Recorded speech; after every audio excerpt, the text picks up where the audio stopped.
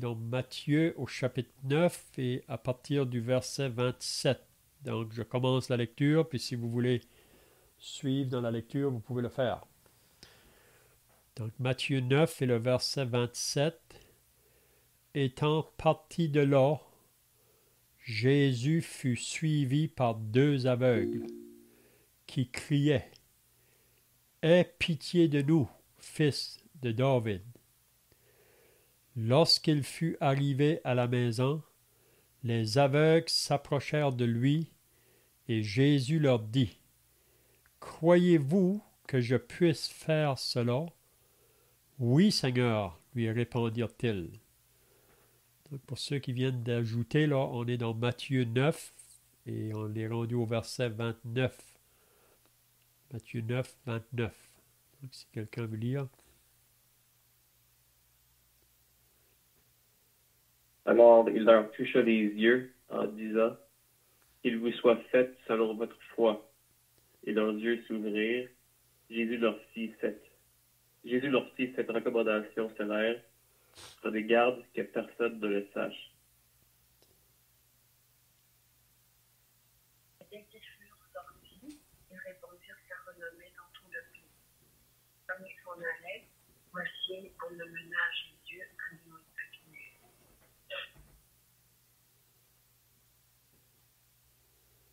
Comme il s'en allait, voici, on amena à Jésus un démoniaque muet. Le démon, ayant été chassé, le muet parla, et la foule, étonnée, disait: Jamais pareille chose ne s'est vue en Israël. Et les pharisiens dirent: C'est par le prince des démons qu'il chasse les démons. Jésus parcourait toutes les villes et les villages, enseignant dans les synagogues, prêchant la bonne nouvelle du royaume et guérissant toute maladie et toute infirmité.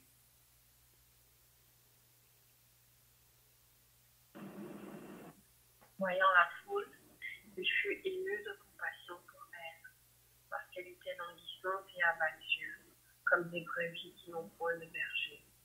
Alors il dit à ses disciples: La moisson est grande, mais il y a peu d'ouvriers. Priez donc le maître de la moisson d'envoyer des ouvriers dans sa moisson. Amen. C'est bien. Donc, si vous étiez là la semaine passée, on avait regardé concernant cet homme, Jairus, qui était venu à Jésus, le suppliant de venir chez lui, parce que sa petite fille de 12 ans était très malade, très malade.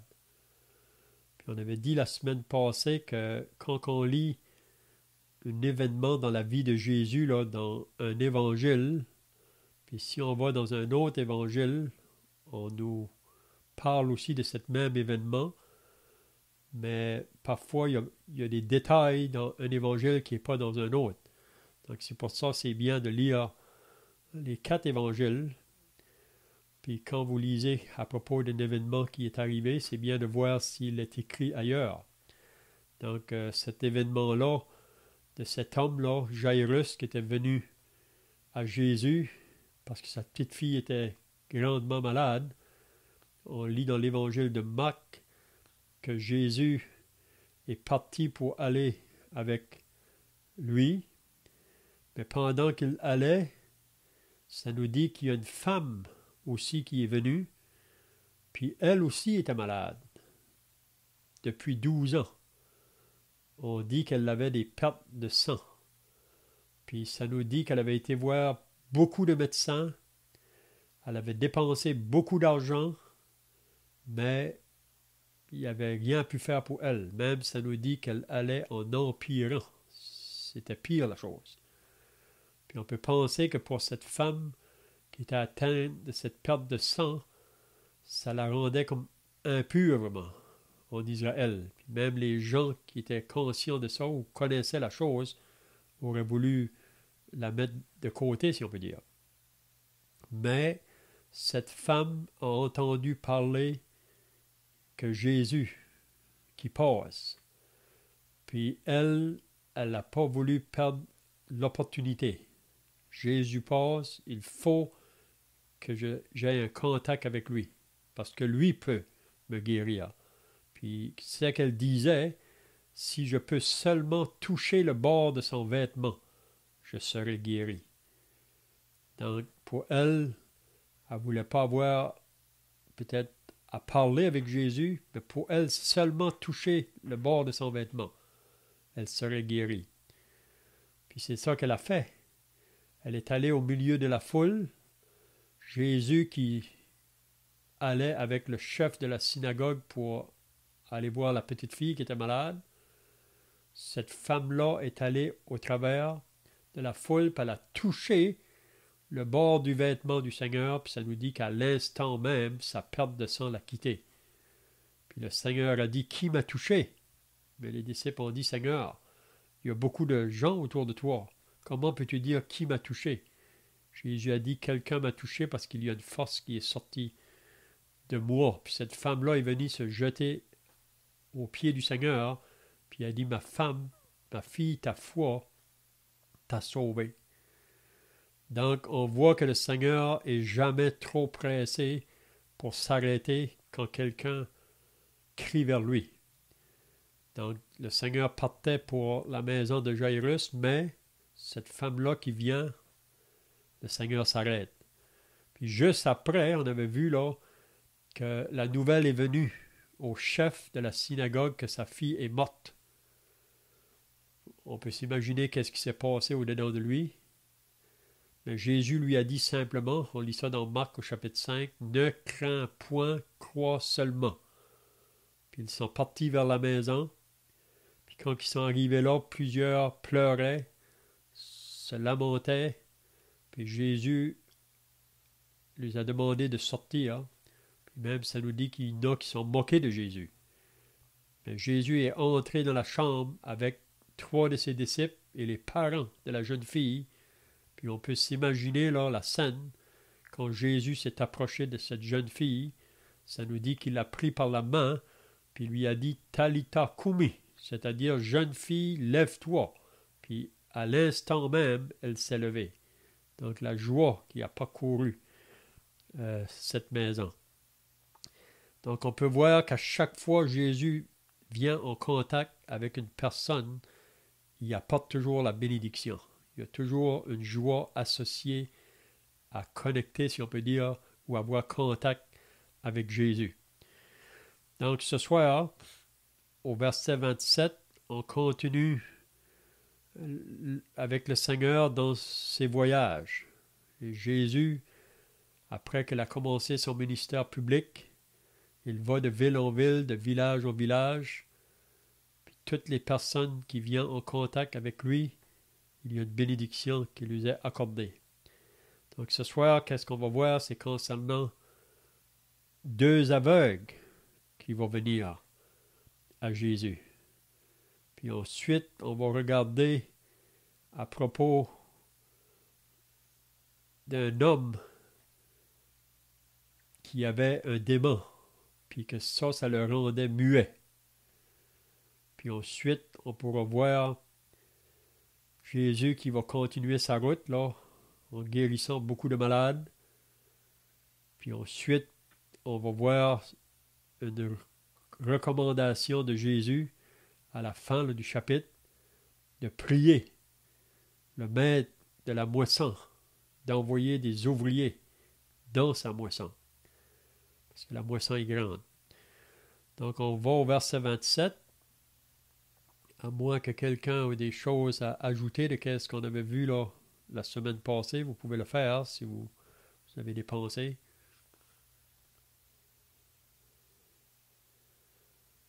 Donc le verset 27, étant parti de là, Jésus fut suivi par 2 aveugles qui criaient « Aie pitié de nous, fils de David. » Donc la question qu'on pourrait se demander, pourquoi que ces 2 aveugles crient à Jésus? Est-ce qu'on aurait des pensées là? Pourquoi que ces 2 aveugles crie à Jésus? Pourquoi il ne crie pas à autre personne autour? Mais il crie à Jésus. Est-ce que vous avez des pensées là? On peut penser que même s'ils sont aveugles, ils ne sont pas sourds, ils ont entendu parler de Jésus, sa réputation s'est répandue, s'est rendue jusqu'à eux, et ils croient. Ils n'ont rien vu, ils ont entendu dire des choses, mais ils n'ont rien vu personnellement, mais ils croient ce qu'ils ont entendu. Donc ils croient en Jésus, ils croient qui il est. Donc on peut dire que ça c'est la foi. Et la foi vient de ce qu'on entend et ce qu'on entend de la parole de Christ. Donc, ces deux hommes-là aveugles, ça ne nous dit pas s'ils sont nés aveugles ou s'ils sont devenus aveugles, mais ils étaient dans un grand besoin. Vous savez que Jésus a dit que ce ne sont pas ceux qui se portent bien qui ont besoin de médecins, mais les malades. Donc ici, on peut voir deux hommes qui avaient un grand besoin. C'était de recouvrir la vue.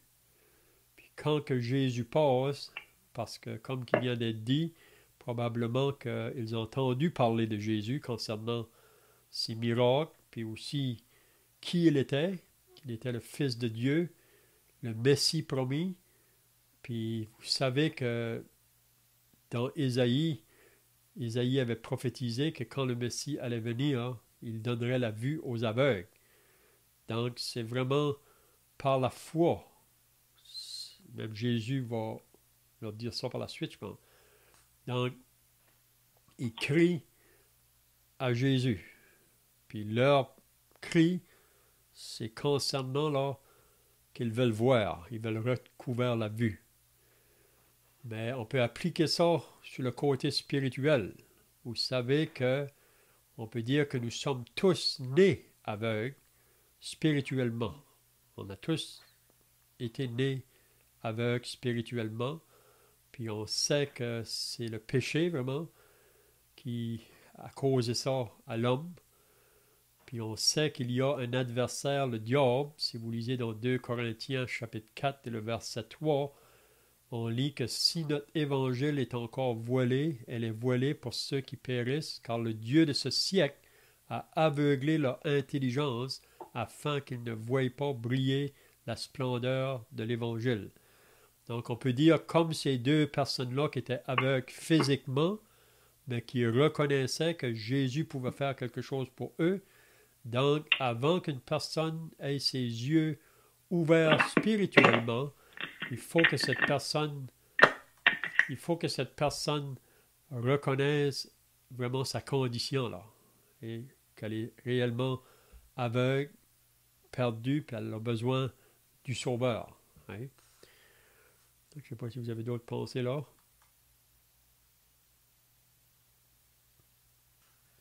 En fait, c'est la fin du verset qui nous révèle leur foi aussi, parce que c'est ce qu'ils ont crié. Aie pitié de nous, Seigneur de David, mais qu'est-ce qu'un homme peut faire pour eux? Ils sont aveugles. Toute leur vie, ils ont espéré voir. Et personne n'a jamais rien pu pour eux. Qui leur donner la vue, vraiment? Qu'est-ce qu'ils font en criant au Seigneur Jésus? Et ce qu'ils crient est une révélation de leur cœur, de ce qu'ils croient. Ils crient Seigneur. Plusieurs ont dit Seigneur à Jésus. Même Jésus a dit, ce ne sont pas ceux qui disent Seigneur, Seigneur qui entreront dans le royaume des cieux. Ce sont ceux qui croient à ma parole. Donc, ils ont crié Seigneur, ils reconnaissent une certaine autorité. Ils ont aussi dit fils de David. Seigneur, c'est un terme, on pourrait dire, ça pourrait être donné à un roi en général comme terme ou à quelqu'un de haut placé, en dignité. Mais fils de David, c'est une expression tout autre qui est très particulière et qui révèle que les aveugles croyaient que Jésus était le Christ, était le Messie, le fils de David, celui qui avait été annoncé. Donc, Jésus, vous savez, il n'est pas juste venu sur la terre comme sans qu'on le sache, sans qu'on comprenne de quoi il est question. Quand on considère la Bible dans son ensemble, depuis les premiers versets de la Bible au chapitre 2, quand l'homme a péché, immédiatement, Dieu, chapitre 3, c'est la Genèse, immédiatement, Dieu est intervenu pour faire une promesse que celui qui naîtrait de la femme secourrait l'homme, écraserait l'adversaire. Donc la promesse, et plus on avance dans la Bible, on voit constamment cette annonce de celui qui doit venir. Et à un moment donné, Dieu avait dit, celui qui doit venir, c'est de David qui doit venir. Il avait dit que celui qui serait la descendance de David régnerait pour toujours. Et c'est lui qui construirait la maison de l'Éternel. David voulait construire la maison de l'Éternel. Donc, il y a beaucoup rattaché à cette expression David. Et là, je vais rapidement, je ne veux pas prendre trop de temps pour résumer ces choses-là. Mais on voit beaucoup, Dieu a préparé le terrain, si vous voulez, pour qu'on comprenne qui est ce fils de David. Et un peu plus tard, Jésus va poser la question, d'ailleurs, il va demander aux Juifs, de qui le Christ est-il le fils? Et ils vont répondre de David. Et Jésus va leur dire, on lira ça dans le chapitre 22 Matthieu, on le verra dans les moments-là. Et donc David, le Seigneur, comment est-il son fils? Donc, Jésus les a pris, ils savaient ces choses, mais ils ne les comprenaient pas dans leur idée profonde. Maintenant, en Jésus, cette vérité que Dieu a préparée et annoncée d'avance se dévoile sous nos yeux pour qu'on puisse combler l'œuvre que Dieu a longtemps d'avance afin que nous puissions le croire. Donc, ce que je voulais dire, ce qui est important, c'est que, encore une fois, Jésus n'est pas juste arrivé comme ça, comme un cheveu sur la soupe, comme on dit, mais Dieu avait préparé sa venue, avait préparé l'homme afin que nous comprenions et sachions qui il est véritablement. Et c'est ce que ces aveugles, par leur cri, témoignent. Ils rendent témoignage de leur foi en qui est le Seigneur Jésus.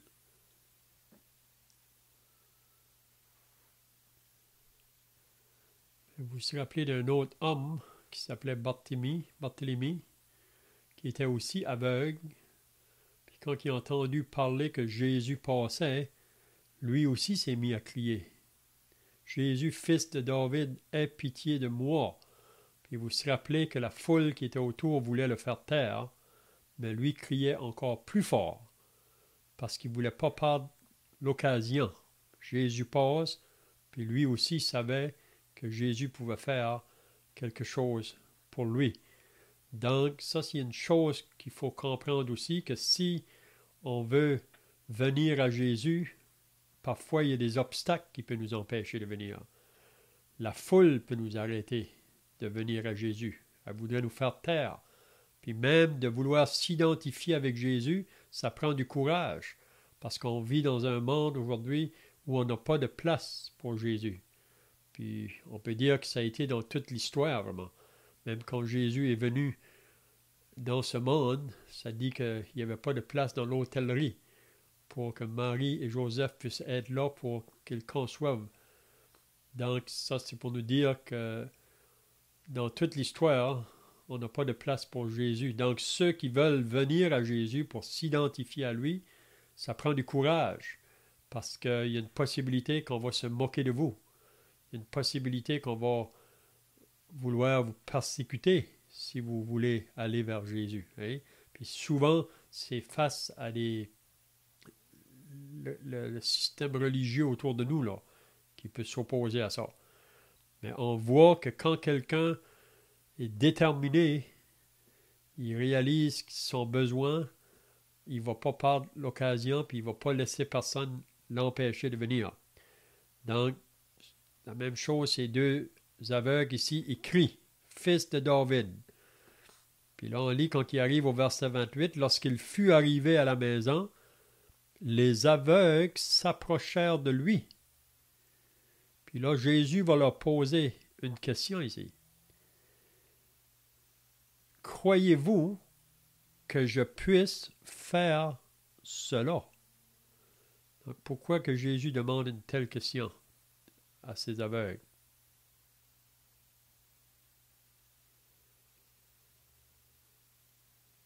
d'une façon, la question est étrange parce que s'il ne croyait pas, il ne se serait pas manifesté. Donc, Jésus veut vraiment mettre en évidence ce qu'ils expriment déjà par leur cri, mais sans l'exprimer de façon claire, des paroles distinctes que tous peuvent entendre aussi, peut-être. Ou si le Seigneur désire qu'on exprime clairement notre besoin quand on vient à lui, peut-être.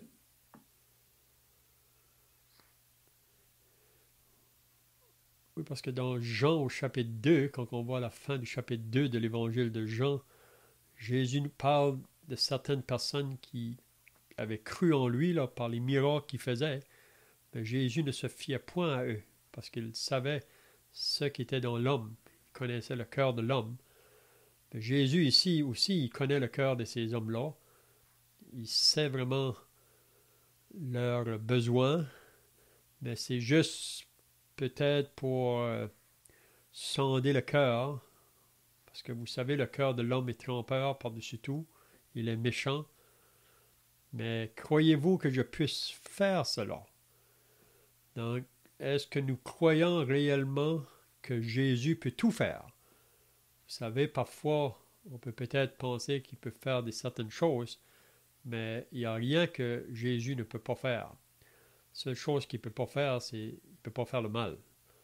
Mais en toute autre chose, puis on le voit à plusieurs endroits, là, que le Seigneur avait la puissance sur la nature même. Il avait l'autorité sur la nature même. Quand il a pu dire au vent, calme-toi, à la mer de se calmer. Tout est devenu calme. Il y avait l'autorité ou la puissance sur toute maladie. Il n'y a pas aucune maladie que le Seigneur ne pouvait pas guérir. Ensuite, il y avait la puissance pour délivrer les personnes qui étaient possédées par les démons. Puis aussi, il y a la puissance sur la mort. Il a pu donner la vie à cette jeune fille, comme on a dit au début. Donc, croyez-vous que je puisse faire cela? Donc, il ne faut pas qu'on vienne à Jésus avec un certain doute. Parce que vous savez, l'ennemi veut placer dans nos pensées le doute à propos de la parole de Dieu, puis même à propos de qui est réellement Jésus. Mais croyez-vous que je puisse faire cela? Il faut avoir aucun doute. On pourrait poser même la question, quand on visite les personnes, croyez-vous que Jésus peut vous sauver aujourd'hui? Parce que le salut, ce n'est pas demain. Et on lit dans 2 Corinthiens 6 que voici maintenant le temps favorable, voici aujourd'hui le jour du salut. Donc, est-ce que si on cherche pour le salut de Dieu, croyez-vous que vous pouvez être sauvé aujourd'hui? Parce que il y a des gens qui cherchent pour le salut. Mais il y en a, ça fait des semaines, ça fait des mois, même des années. Puis ils disent qu'ils ne sont pas sauvés encore. Mais est-ce qu'ils croient réellement que Jésus peut sauver? Donc c'est ça ici. Croyez-vous que je puisse faire cela? Puis là, on a la réponse. Oui, Seigneur, lui répondirent-ils. Donc avec aucune hésitation. C'est un peu quand que Jésus a demandé à ses disciples, qui dit-on que je suis? Et qu'est-ce que les gens disent autour? Mais ensuite, il a demandé à eux, qui vous dites-vous que je suis? Et vous vous rappelez que Pierre a répondu tout de suite, tu es le Fils de Dieu, et le Fils du Dieu vivant. Donc, oui, Seigneur, lui répondirent-ils. Donc, je ne sais pas si vous avez d'autres pensées ici, là. Excuse-moi, Léon, je me suis branché un petit peu en retard. J'ai manqué le tout début. Je suis dans Matthieu ou c'était dans Luc pour ce texte? On est dans Matthieu tout de suite. Matthieu 9 au verset, on est au verset 29, le 28.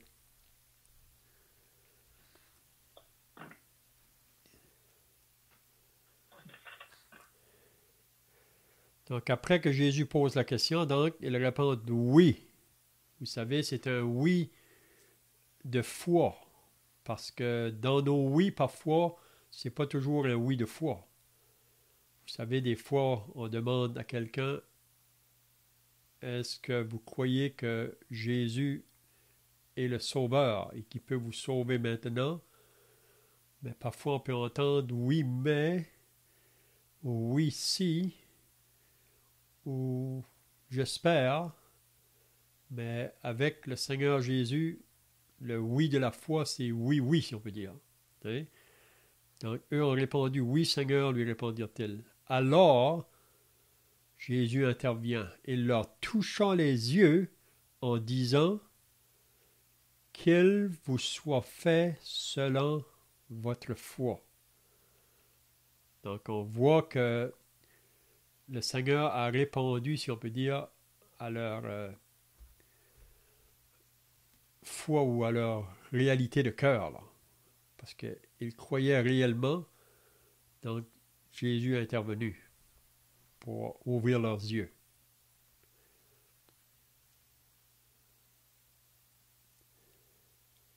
Donc le verset 30, et leurs yeux s'ouvrirent. Vous pouvez vous imaginer la joie de ces deux hommes-là. Hein? Combien d'années ils étaient aveugles, on ne sait pas. C'est peut-être qu'ils étaient nés aveugles, mais comme qu'on lit dans Jean au chapitre 9, là, l'aveugle que Jésus a guéri, je ne sais pas qui m'a guéri, mais je sais que j'étais aveugle, mais maintenant je vois. Donc, d'avoir les yeux ouverts physiquement, puis voir autour de nous ce qu'on n'a jamais vu auparavant, et voir la nature, voir les visages des gens autour de nous, et le visage de nos parents, nos frères ou sœurs. Donc, c'est toute une joie. Mais vous savez que quand que nos yeux sont ouverts spirituellement, il y a aussi de la joie pour celui qui est sauvé. Donc, est-ce que vous avez d'autres pensées là ou des questions?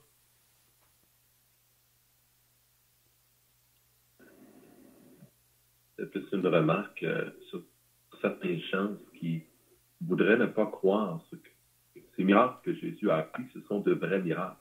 Il y en a qui vont dire que ce n'est pas vraiment des aveugles, appliquer un peu de boue, il a lavé les yeux finalement, puis on va voir si de la boue, ça lave les yeux. Ici, il n'est pas dit que Jésus a appliqué de la boue, mais on a un passage où c'est le cas. Néanmoins, ce que je peux souligner, c'est lorsqu'on se lève le matin, hein, on ouvre les yeux, puis si on était dans le noir et que la lumière s'allume, les yeux réagissent, nos yeux sont sensibles au changement de luminosité. Et pourtant, on n'est pas des aveugles, on est des voyants.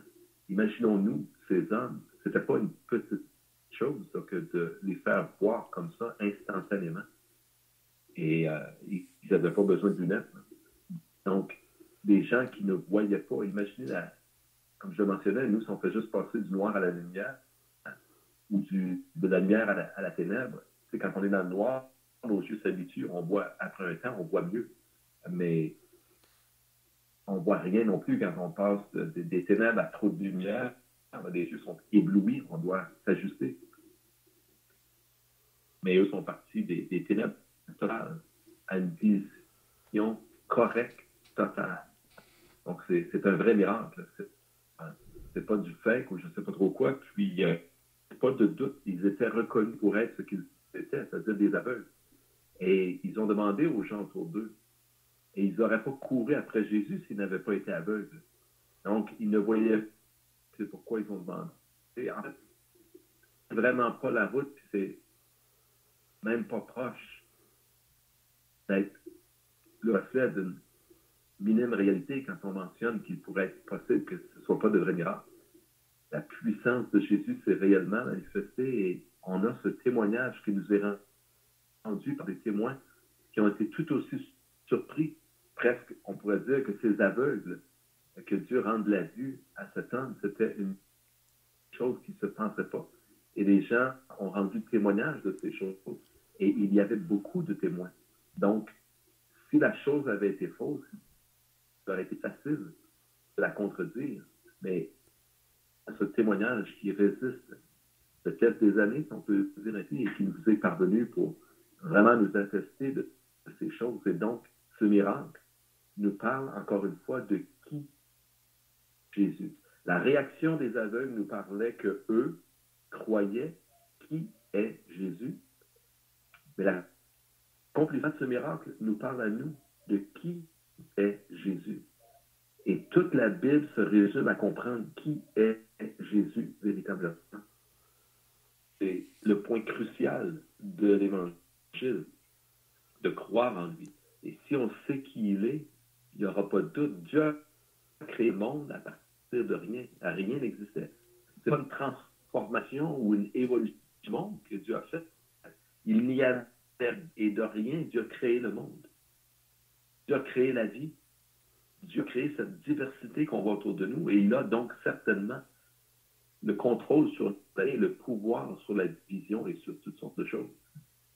Et Jésus manifeste ces choses pour que nous croyions en lui. Si je puis l'exprimer ici, ayant lu ce passage, ayant su ce que Jésus a fait à l'égard de ses aveugles, nous sommes maintenant redevables ou coupables devant Dieu si nous rejetons cette vérité. Dieu, comme je l'ai exprimé, a pris soin d'expliquer qui est Jésus, de nous annoncer pourquoi et comment il viendrait. Toutes ces choses sont détaillées dans la Bible. Et celui qui rejette ce message, la Bible nous dit comment échapperons-nous si nous négligeons un si grand salut. Donc, il est facile d'être occupé à toutes sortes d'activités et de mettre de côté la réalité de Jésus, le salut de notre âme. Mais nous devrons rendre des comptes et nous sommes redevables à Dieu. Dieu a pris le temps de nous instruire de ces vérités. Et c'est à nous maintenant qu'il appartient de prendre position et de croire en Jésus-Christ.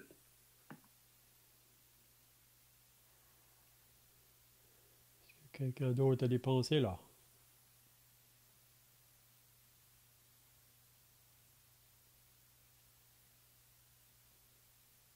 Donc, ça dit par la suite, Jésus leur fit cette recommandation sévère. Donc, Jésus fait une recommandation à ces deux hommes. Prenez garde que personne ne le sache. Donc, pourquoi que Jésus dit à ces deux hommes, prenez garde que personne ne le sache? Est-ce que c'est facile pour des personnes qui étaient aveugles, puis maintenant qu'ils voient, de cacher ça? Pourquoi que Jésus demande ça ici? Prenez garde que personne ne le sache.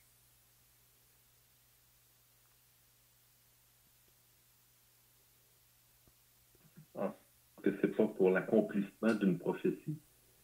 C'est-à-dire qu'il était écrit de Jésus qu'il ne crierait pas sur les toits, etc. Donc Jésus ne se vantait pas de les choses qu'il faisait. Et cette parole, dans un sens, est d'autant plus étrange que cette guérison a été effectuée, a été réalisée au milieu de la foule, selon ce qu'on peut lire et comprendre. Donc, que personne ne le sache, déjà, la foule le sait.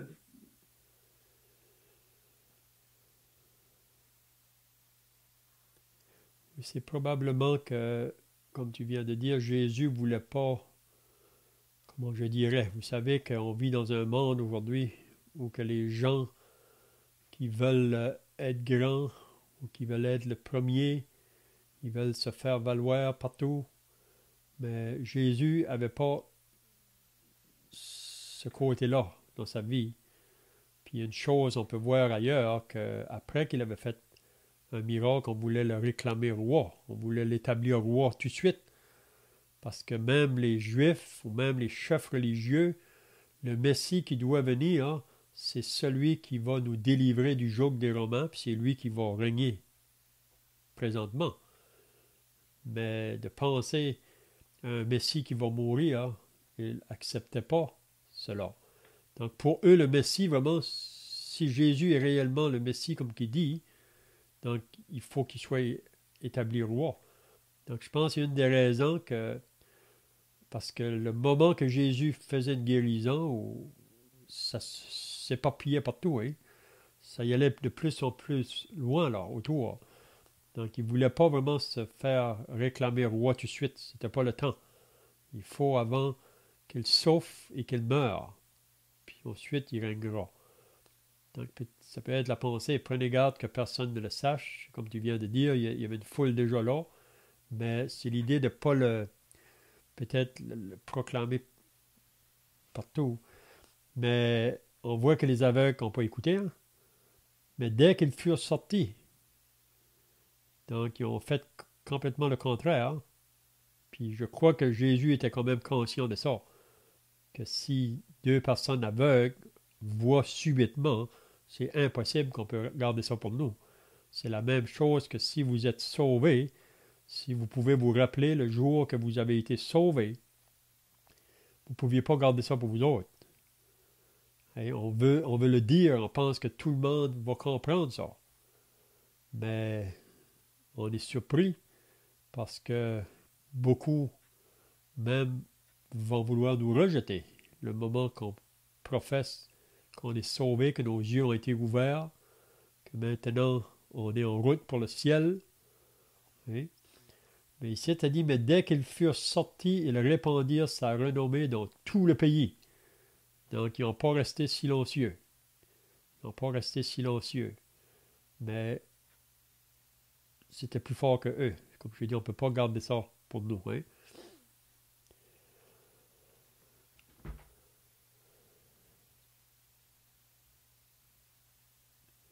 Parce qu'on a l'exemple des deux démoniaques dans le chapitre 5 de Marc, de un démoniaque plutôt. On sait qu'il y en avait deux, mais là, dans Marc, il parle surtout de un.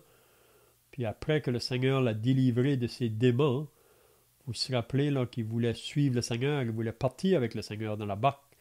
Mais Jésus lui a dit, va dans ta maison, puis va leur dire tout ce que j'ai fait pour toi, que le Seigneur a fait pour toi. Puis on se rappelle que ça nous dit que cet homme-là est parti dans toute la Décapole pour dire qu'est-ce que Jésus avait fait pour lui. Donc pour moi, c'est pas possible de retenir quand on est réjoui là, de quelque chose qui s'est arrivé dans nos vies, on veut le faire connaître aux autres. Hein?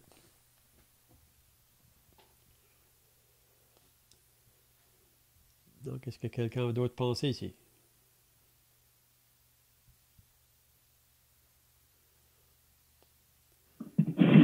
On voit que ces aveugles n'ont pas pu retenir leur langue et ont voulu rendre témoignage, malgré le commandement de ne pas répandre la chose. Mais on est béni parce que, comme tu le disais, lorsqu'on est sauvé, on a ce désir de partager l'évangile. On n'a pas de restriction. Au contraire, on est encouragé par Dieu maintenant de ouvertement révéler qui est Jésus. C'est bon, la vérité. Donc, on doit avoir un double zèle pour le faire. Je veux dire ainsi.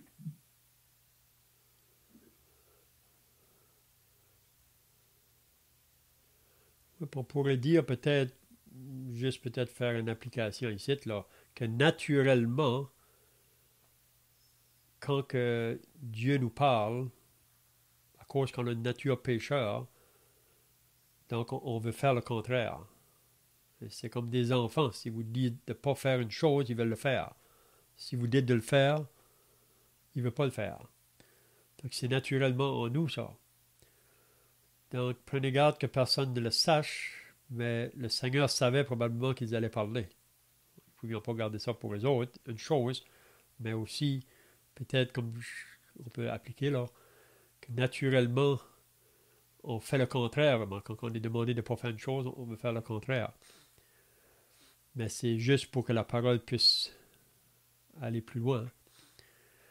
Donc, on va au verset 32. Comme il s'en allait, voici, on amena à Jésus un démoniaque muet. Donc, on voit que Jésus n'avait pas trop de temps pour se reposer. Hein? C'est pour ça qu'il pouvait dire que les renards ont des tanières, les oiseaux ont des nids, mais le Fils de l'homme n'a pas un lieu où reposer sa tête. Donc, il était toujours talonné. Plus qu'il avançait dans son ministère public, là, les foules venaient. Donc, ils viennent avec cet homme démoniaque, puis ça le rendait muet. Ça veut dire qu'il ne pouvait pas parler. Puis on peut faire encore là une application qu'avant d'être sauvé, on est muet pour ce qui concerne les choses de Dieu. On est muet pour parler concernant les choses de Dieu.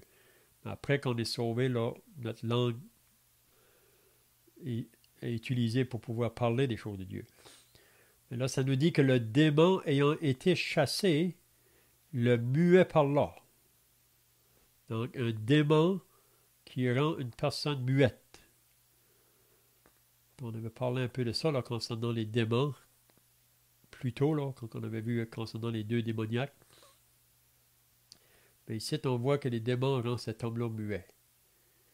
Mais le Seigneur va chasser le démon. Puis regardez qu'est-ce que ça dit après. Et la foule étonnée disait, jamais pareille chose ne s'est vue en Israël. Donc, ils n'ont jamais vu ça auparavant. Un homme muet, puis le moment que le Seigneur vient en contact avec cet homme, ça dit que cet homme-là se met à parler et la foule est étonnée. Ils n'ont jamais vu ça auparavant. Mais regardez la réaction des pharisiens, les autres. Mais les pharisiens dirent, c'est par le prince des démons qu'il chasse les démons. Donc ici, on voit là, dans le ministère public du Seigneur Jésus que les pharisiens, c'est à partir d'ici, on pourrait dire là, qu'ils deviennent, comment je dirais, qu'ils associent vraiment l'œuvre du Christ aux démons. Hein? Même ailleurs, il dit c'est par le prince de Béelzébul qu'il fait ces choses. Le prince des démons. Donc, ils ne reconnaissent pas vraiment qui est Jésus. Est-ce que vous avez des pensées là?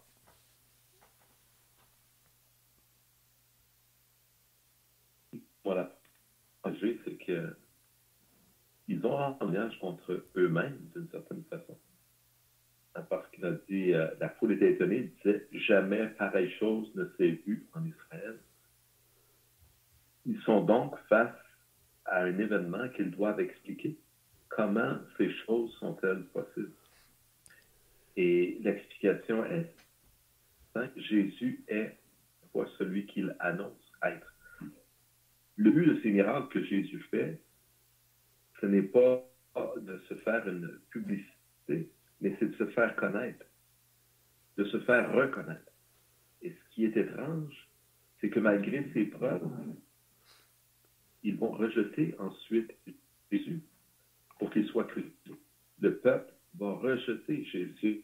Et cela est étrange en effet. Qui fait ces choses? Jamais pareille chose ne s'est vue. Et pourtant, ils vont le rejeter. Ça nous parle à nous également. Est-ce que nous allons agir de la même façon? Entendre ce témoignage sur Jésus et pourtant, tout de même rejeter le Seigneur Jésus. Donc, on a une responsabilité face à ce témoignage. Dieu fait cela exactement dans le but que nous croyons en lui, que nous croyons sa parole. Donc, en réalité, c'est le but qui est visé derrière toutes ces choses. Bien sûr, il y a des gens qui sont guéris. Jésus a même ressuscité des morts. Mais d'une façon, à quoi bon? Parce que même ceux qui l'ont ressuscité sont morts à nouveau. Aujourd'hui, ne sont plus avec nous. Donc, Dieu a en vue quelque chose de meilleur, quelque chose de mieux, c'est-à-dire la vie éternelle pour nous. Pas une résurrection temporaire ou une guérison temporaire sur la terre, mais quelque chose de permanent. D'ailleurs, on se souviendra que quand les paralytiques qui étaient amenés à Jésus, ils ont ouvert le toit, ils ont descendu. Est-ce que Jésus a dit à ce paralytique, sois guéri? Il lui a dit, non, pas ce qu'il lui a dit. Il lui a dit, tes péchés te sont pardonnés. Et c'est parce que la foule, ne croyant pas en lui, exprimait dans leur cœur cette indignation face à ces paroles de Jésus. Hein, qui est-il pour pardonner les péchés? Mais Jésus leur a dit, afin que vous croyiez. Hein, il leur a dit, lequel est-il le plus facile de dire, hein, ou le plus difficile? Prends ton lit, lève-toi, prends ton lit et rentre chez toi où tes péchés te sont pardonnés. Donc, si je dis tes péchés te sont pardonnés, il n'y a rien qui se voit aux yeux des hommes. Mais si je dis prends ton lit, les hommes le voient. Donc, Jésus a dit prends ton lit, lève-toi. C'est un paralytique qui s'est levé. Il a rendu témoignage, encore une fois, de qui il est. Mais la foule ne peut pas croire. Il rejette qui est Jésus. On garde de ne pas être comme ces gens qui rejettent qui est Jésus réellement. C'est bien, je vois que le temps est passé, donc on va terminer par la prière. Puis ensuite, on peut chanter un cantique. Donc, on termine par la prière. Notre Dieu, notre Père, nous voulons maintenant terminer par la prière, nous réalisant que ta parole nous a été donnée pour que nous puissions croire en celui que tu as envoyé, ton Fils unique. Et comme nous avons pu voir dans ces paroles ce soir, que même avec toutes les évidences de ce qu'il a fait pour démontrer qui il était, beaucoup ont resté incrédules. Et nous réalisons que nous vivons encore dans un monde qui est grandement incrédule face au Seigneur Jésus-Christ, celui qui est réellement le Fils éternel de Dieu. Donc on prie ta bénédiction sur ceux qui étaient présents et bénis ta parole à nos cœurs au nom du Seigneur Jésus. Amen.